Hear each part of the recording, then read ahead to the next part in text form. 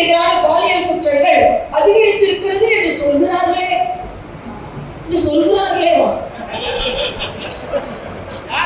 ஒவ்வொரு தாய்க்கும் தான் தெரியுங்க.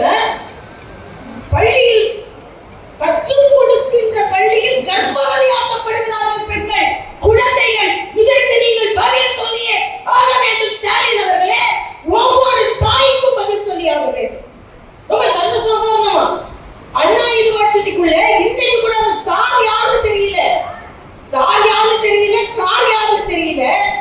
ஆனா நேற்று அண்ணன் சொன்னதை போல ஒரு பத்திரிகை தவறாக சித்தரித்தது என்பதற்காக இணையதளத்தில் முடக்கினால் உடனே சொல்ல கருத்து சுதந்திரமா.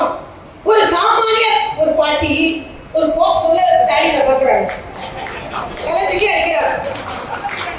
இது வந்து அந்த பாட்டி யாருன்னா தமிழக மக்களின் ஒட்டுமொத்த ரெப்ரசன்டேட்டிவ் அந்த பாட்டி. இது ஒரு தம்பி படம் எடுக்கிறார். அவர் திமுக கிடையாது, பாஜக கிடையாது, யாரும் கிடையாது. அந்த தம்பியை தேடி பிடிச்சி கைது செய்கிறீர்கள் என்றால் நீங்கள் என்ன கருத்து சுதந்திரத்தை நீங்கள் அனுமதிக்கிறீர்கள்? அது மட்டுமல்ல, யார் அந்த சார்ந்து விலை கிடைக்கல, யாரோட அந்த கார்ந்து விலை கிடைக்கல, ஆனா யார் அந்த பாட்டியை இப்ப தேடிட்டு இருக்காங்க. ஏன்னா அந்த பாட்டி கழுத்து கிடைச்சதுனால இப்ப பாட்டியை தேடி அவங்க கைது செய்யணும். ஆக எப்படிப்பட்ட கருத்து சுதந்திரம் கூட நான் பதிவு போட்டேன்.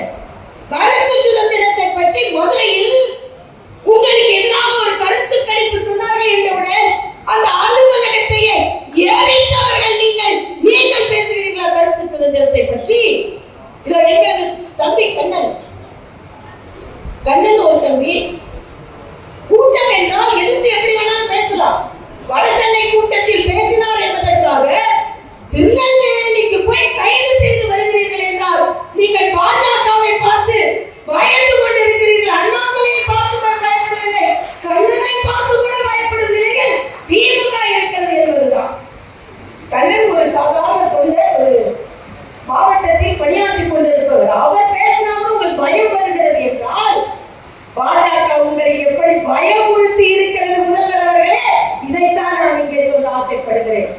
ஆக இன்று தர்மேந்திர பிரதான் அவர்கள் நீங்கள் சொன்ன பிஎம்ஸ்டி என்றால் பிஎம் அந்த குழந்தைகளை உலக அரங்கிற்கு உயர்த்துவதற்கு அது வந்து 3 மொழி மட்டும்தான் பிரச்சனை. டிஜிட்டல் கிளாஸ் இருக்கு, பசுமை விளையாட்டு இருக்கிறது, அவர்களுக்கு உயர்ந்த கல்வி இருக்கிறது, தொழில்நுட்ப கல்வி இருக்கிறது.